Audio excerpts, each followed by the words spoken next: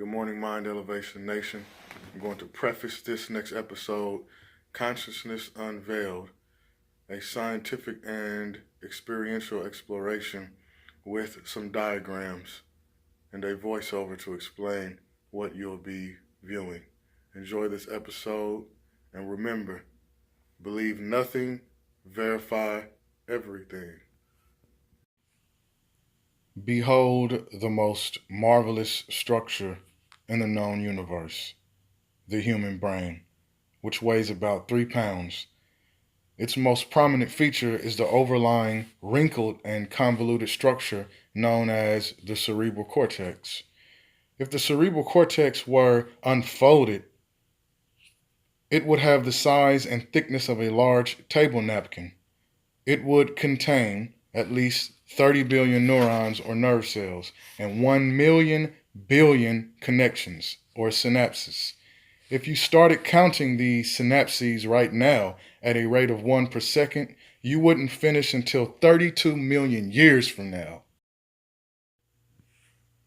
This marvelous structure that we call the human brain is the most amazing example of E equals MC squared, in the sense that it is an ephemeral arrangement of energy and information. In the top left diagram, we see the fusiform gyrus, which is located in that region highlighted in blue known as the temporal lobe. Sadly, when that's damaged or destroyed, you will no longer be able to recognize faces at all.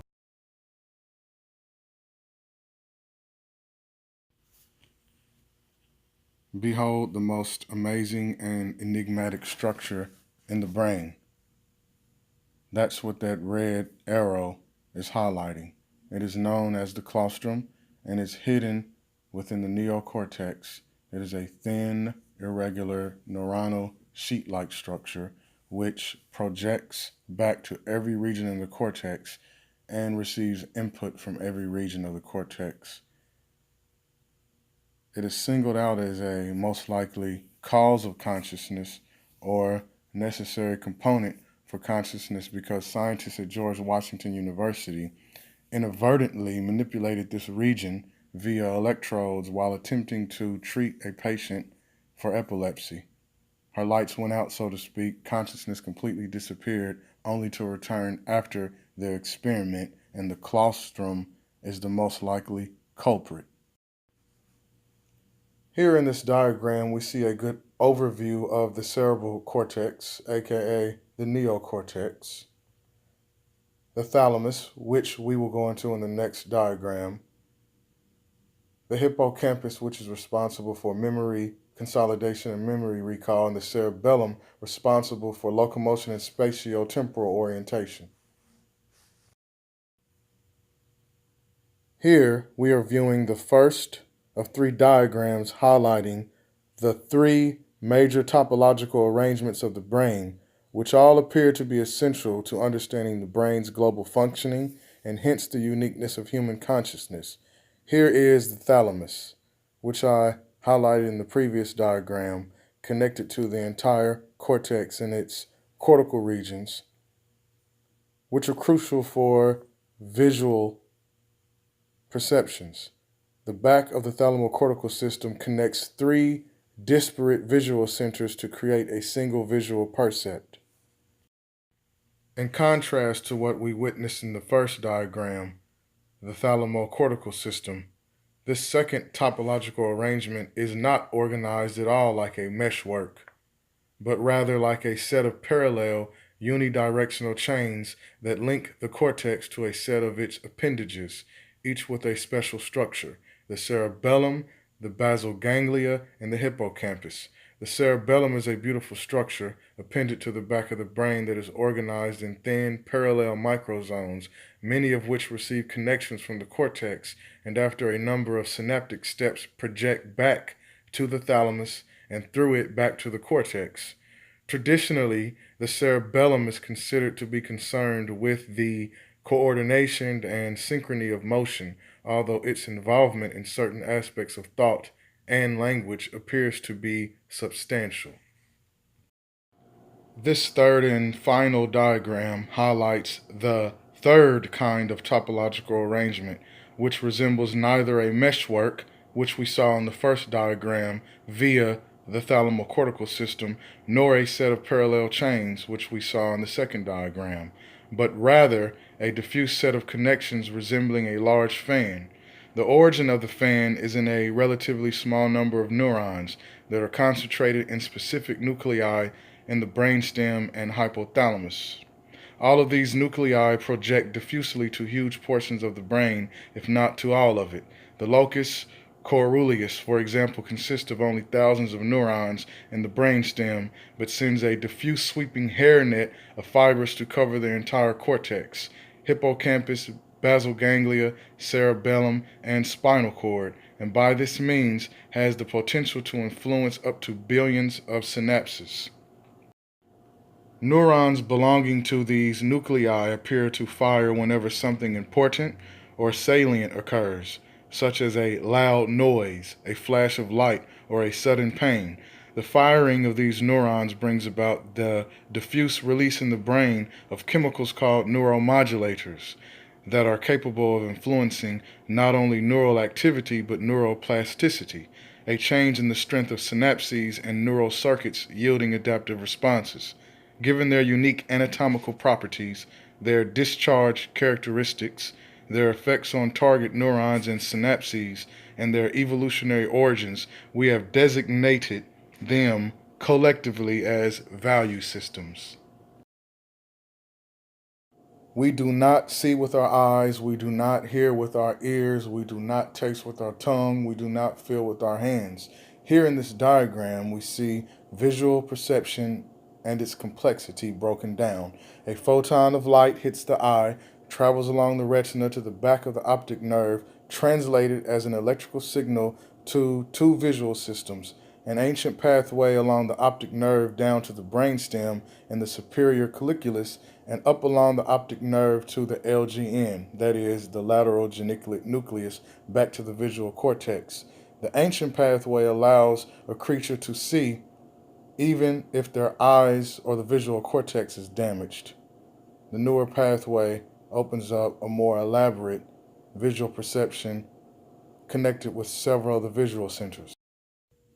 Good morning, Mind Elevation Nation. This is Desmond Wood and Bro Muhammad, taking a moment to gather ourselves, center ourselves in the moment. Usually I do that holding a mudra, or what's known as the ahimsa posture, which helps to quiet the mind and still the body. We're about to go into some high power material. Today's episode is Consciousness Unveiled, a scientific and experiential exploration. So we don't know for certain if consciousness is the origin of all things, at least not the self/ego subjective consciousness in which we humans live and function. But consciousness in the sense of what cognitive psychologists call qualia, that is the perception of the color blue, my shirt, and the sensation, the feeling you get, oh, this is a nice blue shirt, I love blue. That is qualia. And the general stream of consciousness. That is, this scene is unitary. There's Brother Muhammad to the left. There's my TV, which you can't see, in front of me. I can't be conscious of just my fingertip or Brother Muhammad to my left, independent of everything else. That's why it's called a general stream of consciousness. And it's implicit to us all. And it is primal. Its origin goes back to simpler life forms possessing brains and nervous systems. Gerald Edelman, MD, PhD, calls this form of consciousness primary consciousness. So, primary consciousness enables an animal to be aware of itself within its environment, and thus an enhanced ability to avoid being killed by prey and the ability to function within a social system, language, and so on, which is an aspect of consciousness, primary consciousness. This level of consciousness qualifies the definition of consciousness as mere awareness. Primary consciousness is said to have arisen via natural selection during the evolution of therapsid animals, Okay. which are the ancestors of birds and mammals. Perhaps even earlier among reptiles and more ancient sentient life forms, because Bro Muhammad has a model of consciousness, what scientists would call primary consciousness, which is more comprehensive and very intriguing. Yeah. When we consider primary consciousness and how neuroscientists put it together, often we got to remember that they are talking about the general perception of our general understanding of the conscious scene that we all are aware of, meaning that fundamentally our consciousness operates in a fashion that gives us basic cognition of what's going on in our environment. It also relates to us. It gives us the capacity to respond or to react in our environment. For example, a rodent or mice seeing a cat in the alleyway. Most deaf. Now, if the mouse was void of this primal consciousness in which Edelman and others are talking about, the rodent wouldn't be able to cognize that the cat is present, that danger is here. And when that happens, the mouse would be devoured, and we wouldn't have no rodents on the planet if they lacked this primal consciousness. In fact, no being would be able to even exist in the world, in life, without primal consciousness. Yes. There would not be any capacity to relate to the environment, and so Edelman and others they often limit this primal consciousness to just beings that possess more complex nervous systems. Yes.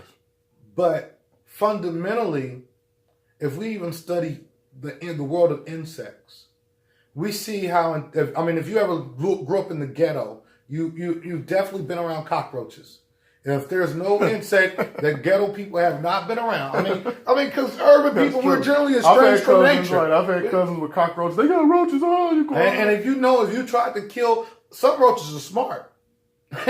And some roaches are smart. Smart roaches. They're smart roaches. Exactly. They can see you coming with the shoe about to kill them, and the roach will move out the way the other direction. Or you may have been trying to kill a spider or something, and here's this little creature. I was trying to kill a spider the other day, or maybe even a fly, and it just outmaneuvered you. You'll find yourself trying to kill a fly for 5 minutes because this fly keep outmaneuvering you. And what allows the fly or that mouse to do that? Primal consciousness. That primary consciousness that Edelman and everybody's talking about. And so we all have it. So even insects have it. It's definitely in our experience we see. You don't have to go to a clinical lab and test it. It's in our daily experience in life. Things that are evident in life, you don't have to test, like the theory of gravity. You don't have the law of gravity, not even a theory. You don't have to test it. It's evident. It's imminent. It's there. And so the same is when you interact with insects, you see that there's a basic primal awareness that is functioning. It might not be as complex and as robust as ours. We don't that's another characteristic of consciousness, that the consciousness of one order of being really doesn't understand the quality, how consciousness and the quality of that consciousness is presenting in the conscious scene of another being. Indeed. We have limitations in that. Yeah. So the universe that insect may live in may be a different universe than the universe that I live in. Exactly. And that brings this quote to mind here that I want to share from the book, The Quest for Consciousness, a Neurobiological Approach by the European scientist Christophe Koch, a neuroscientist who also worked with Francis Crick, who was the co-discoverer of DNA and one of the fathers of the modern scientific study of consciousness. Prior to that, consciousness was just something mentioned in New Age groups and experienced via mystics and seasoned meditators and so on, but scientists didn't really take it seriously. It's like, I'll leave it to the mystics and so on. Right. But now, since the 1970s, since the quiet revolution in the study of the nerve cell, the neuron, we have a more fleshed out scientific model of consciousness. And this is what Christophe Koch says. At present, it is unknown to what extent conscious perception is common to all animals.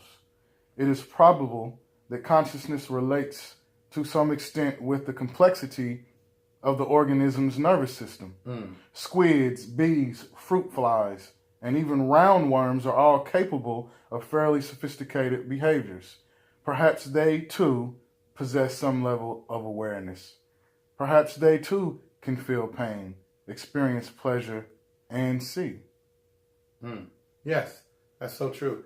And many people don't try to consider that because, like you said, scientists in the West are pretty new to this terrain. For thousands and thousands of years, it's been in the domain of people like myself called mystics. Yes. And but these mystics are not these mystics are very, very much familiar with the scientific process of basing everything off the verifiable truth. And with mystics, if it can't be tasted and experienced independently across culture without influence by different individuals, then we generally disregard it. We'll say that, or if we believe something or hold something to be evident or true, then we'll say, and we find out once we do our investigation, a thorough investigation, and a lot of reality testing, which is based in actual facts, we'll discard it. Just as any scientist today, if they have a scientific theory that they upheld for a long time, Newtonian physics was the world paradigm.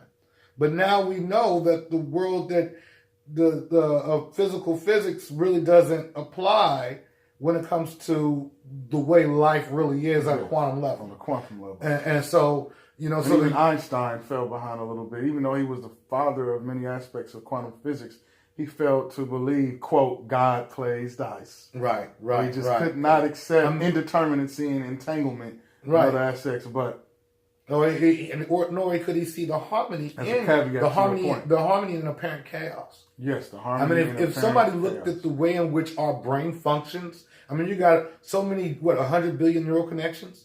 That's a lot. That's a lot of processes going on at the same time. You got bloodstream going on. Yes. You got the endocrine system and its function in relation to the brain nervous system. There's a lot of dynamics. You got ion channels being fired and charged, and so many different molecular and quantum processes it's like taking a jungle. place all at once. Calls it like a jungle. Yeah. So apparent from outside, it would be like it's a untamed jungle. Untamed jungle. It's an untamed jungle. A mesh. A wilderness.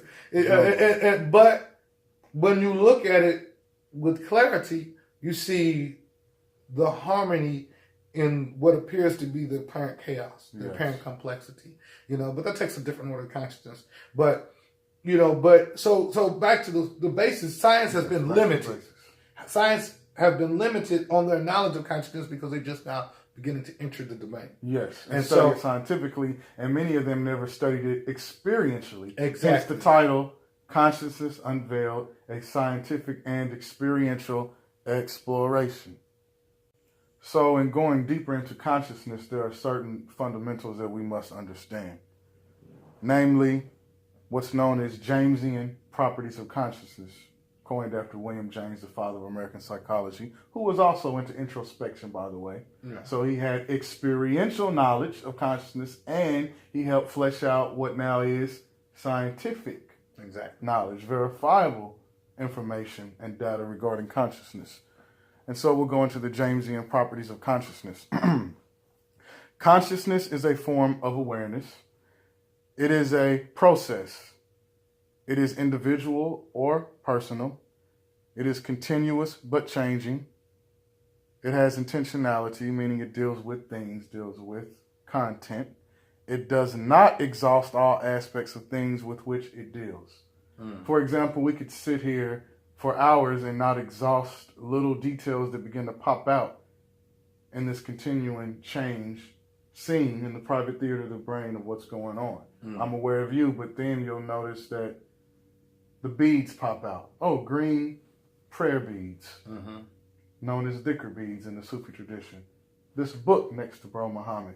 A gnat on the wall. A spider crawling across the floor. Things will begin to pop out. Right. Consciousness does not exhaust the content in a given conscious scene. But let's go into William James. He's interesting. figure briefly, not too deeply. So I'm not a historian of James, but I do know that he was familiar with certain Eastern practices. This is where, and esoteric practices, introspection actually is an esoteric practices. They come from, you got the church, the many monks and the monastery. They practice introspection, and that's been, which are they are mystics themselves. And then you have other schools that involve introspection in Central Asia, in India, and places like that. And in the 1800s, which he was around at that time, you had a lot of Eastern ideas and beginning to influence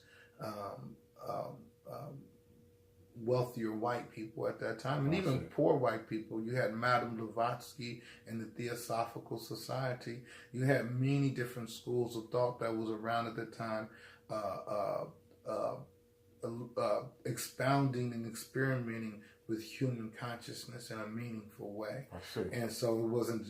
So when James came along, he wanted to. I believe he wanted to find a more academically accepted approach to consciousness, an academically accepted approach to the human mind, because we began to see cases of insanity and things of that nature rise in society and in big cities. So, how people think became a fundamental question, and to people at that time. Most definitely. Now, what he discovered and what he listed and what is commonly known as the Jamesian properties of consciousness is, I would say, this is just. I would put that as like a fundamental model of how consciousness works. Fundamental model. But it's not absolute. No, and everything else is built atop that. Built atop. We'll go into higher order consciousness later. And that brings me to two other fundamental properties of consciousness. One, information. There is a large repertoire of possible conscious states. For example, a photodiode, you mentioned a photon earlier, a photodiode has limited possible states. Consciousness, large repertoire of conscious states. And each state is highly informative when it occurs. I just said, look at all the detail and the content of this conscious scene. Right. There's a lot going on, an inexhaustible amount. Two, integration. Consciousness is unitary and cannot be subdivided into components that can be experienced independently. For example, this phone that I'm recording on can be broken down into its individual components, its subdividable components, and it will lose its ability to be a phone. Consciousness is amazing. I can cut your brain, hack your brain up, and for the most part, there'll still be some type of consciousness, unless we're dealing with the Claustrum. We're not going into that right now. But split brain patients, for example, you cut the brain in half, you cut the corpus callosum, and you have a double consciousness. You still have consciousness. Right. Yeah. Well, this is... Do that with your phone and see what happens. Do that with a computer. You can't access the internet anymore. That's it. So consciousness is being unitary and being unitary, consciousness being unitary. So that implies that consciousness is something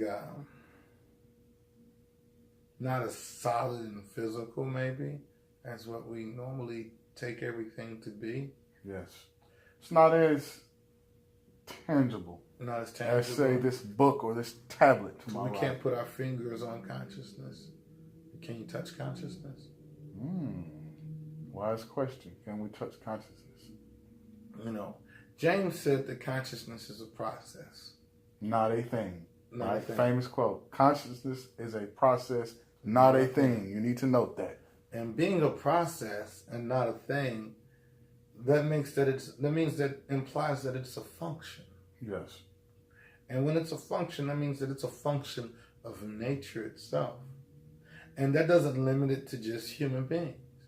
But within the human, this consciousness, or within beings, let's say that, this consciousness produces a unitary scene. Yes. It produces, this consciousness produces a remembered state, meaning that when my brain changes to my consciousness, even though the quality of my consciousness may change, but my identity remains the same. Yes, the stability. Stability. So there's some, elements of consciousness. A coherency. Coherency. Okay, you can say that. And so there's some for a healthy brain. For a healthy brain. All of this is assuming someone is healthy. Even with a healthy brain, even with a healthy brain, condition. It still has basic awareness. Yes, I mean, an unhealthy brain, right? It still has basic awareness. It still has basic functions to govern most of the physiological. Yes, the fundamental properties of consciousness remain even in neurotic and psychotic individuals. Right. Yes. So there's something fundamental to life and nature itself about this consciousness, which is a process and not a thing. And so, and this is where I take consciousness back even deeper than just the brain and nervous system to a process that's fundamental to the nature of the universe itself. But we'll build on that later. Don't forget to comment, like, and subscribe. This is Desmond Wood signing off. Mind Elevation Nation.